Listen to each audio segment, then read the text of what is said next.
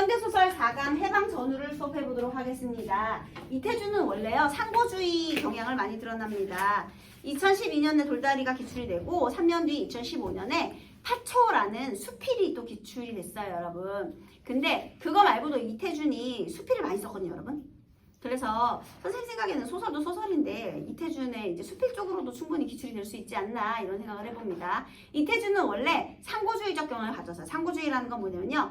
이 예스러운 가치를, 그러니까 옛날의 가치를 좀 옹호하고 그거를 좀 아름답게 생각하는 그런 거예요. 그래서 뭐 골목을 좋아한다든지 아니면 우리 나무다리보다는 돌다리를 더 좋아한다든지 뭐 그런 것들, 조금 귀찮더라도 그런 예스러운 우리 민족의 정서를 좋아하는 사람인데요. 이제 해방 전후로 많은 가치관의 변화가 있어요. 해방 전후에 얼마나 복잡했겠니, 얘들아. 특히 우리나라에 가치관의 대립이 심했잖아요. 자유주의와 사회주의. 그래가지고 전쟁까지 나잖아, 우리. 그러니 이 지식인들이 그 사이에서 얼마나 갈등이 심했겠습니까? 그래서요, 본인의 모습을 보여주기도 하고요. 자전적 소설. 그 다음에 이 해방 전후를 둘러싼 이 지식인들의 이 모습을 아주 사실적으로 드러낸다라는 의의가 있는 작품입니다. 얘도 여기 4번에 보기가 있죠. 해방 이후의 자전적 소설들은 일제감정기 현실을 제시함으로써 민족은 있지만 국가는 존재하지 않았던 상황, 감시와 강요가 심해지던 시기에 작가들이 겪은 불안과 고민, 의식주 같은 현실적인 생활의 곤란함 등을 형상화했죠. 한 작가의 수기라는 부제가 붙어있는 해방 전후 역시 46년에 발표된 자전적 소설로서 주인공인 작가 현을 통해 일제의 탄압이 최고조에 달한 때의 작가로서의 고뇌, 해방을 전후하여 나타나는 인물의 의식 변모 양상 보여준대요.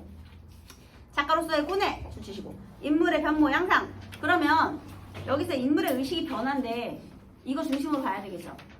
고뇌야 뭐 당연히 고뇌지만 중요한 건 인물의 의식이 변한대잖아. 해방 전후로 어떻게 변하는지 봐야겠네.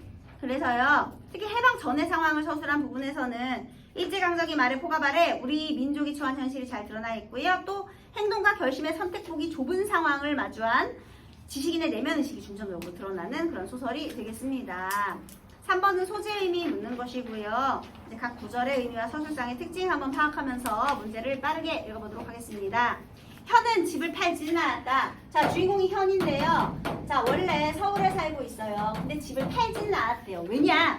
구라파의 제2전선, 구라파 유럽이죠?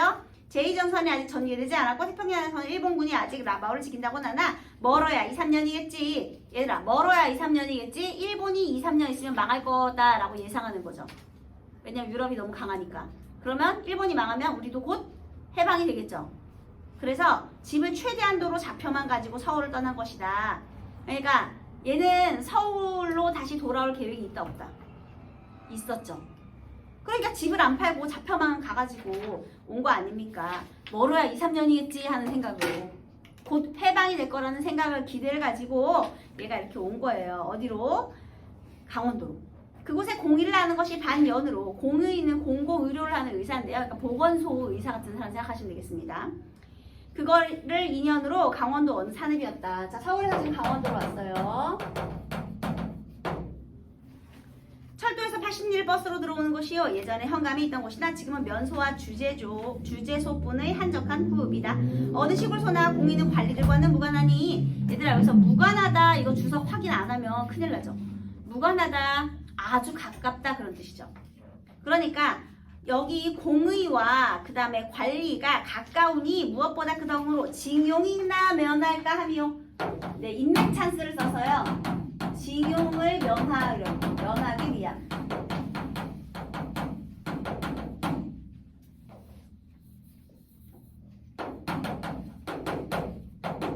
징용을 좀 피해볼까? 다음으로 작곡의 소산지니 식량 해결을 위해서요.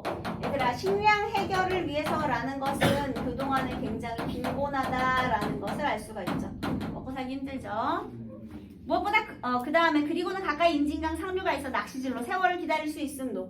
세 번째는 낚시를 통해서 세월을 기다릴 수 있는 곳. 그래서 이러한 이유 때문에 지금 강원도행을 택한 거예요. 근데 여기서 이 부분이 또 중요하죠. 낚시를 통해서 세월을 기다리겠다. 여러분, 아까 우리 보기에서 읽었다시피 일제 말에 포갑이 심해졌고요. 그 다음에 지식인들은 감시와 강요가 굉장히 심했던 시기예요.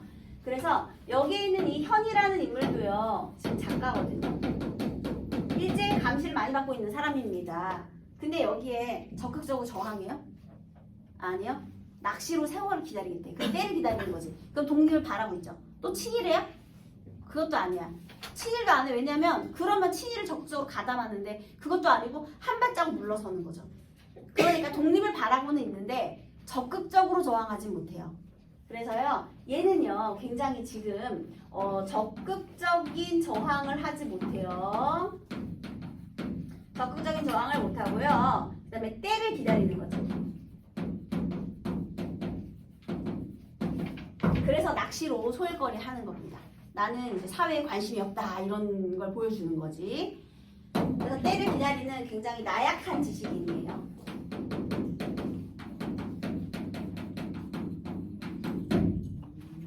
네, 그래서 그곳을 왔대요. 그러나 와서 실정에 부딪혀보니 이 세 가지는 하나도 탐탁한 곳은 아니었다. 면사무소엔 상장이 10여 개나 걸려있는 모범면장으로 나라에선 상을 타나 백성에게 그만치 원망을 사는 이 시대의 모순을 이 면장이라고 예외일 리 없어. 한마디로 여기 이 시대의 모순 줄쳐보세요.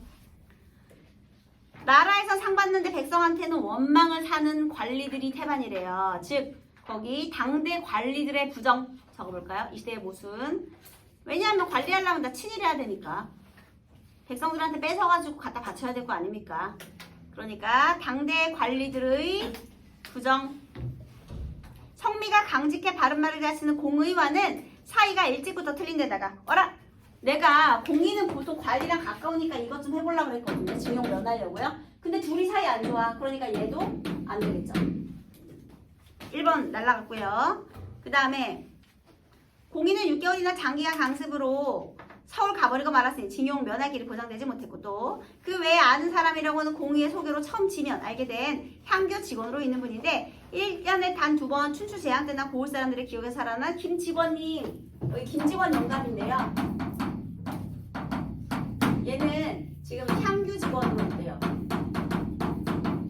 아, 향교가 도대체 어느 때야 얘들아. 얘는요 보수적이고 공권적인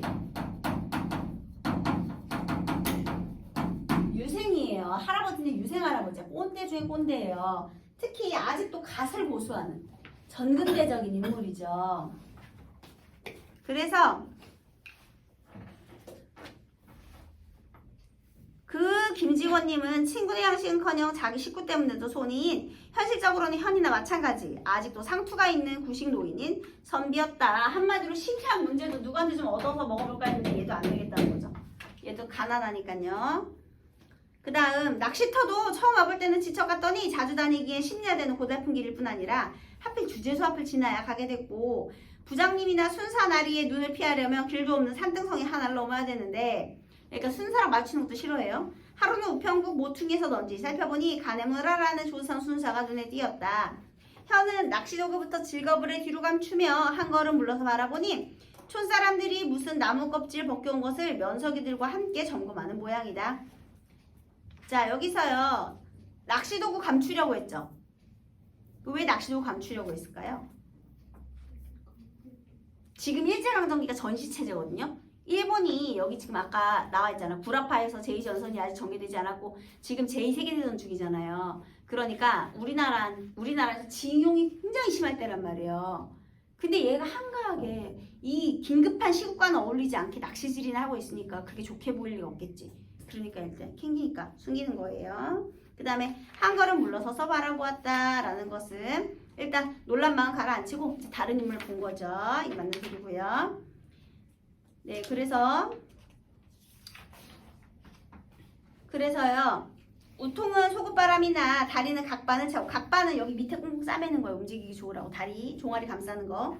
그 다음에 칼을 차고 회초리를 들이고 이 사람 저 사람의 거드름을 부리고 있었다. 날래 끝날 것 같지 않아 현은 이번에도 다시 돌아서 뒷산등을 넘기로 했다. 순서 피해갔어요.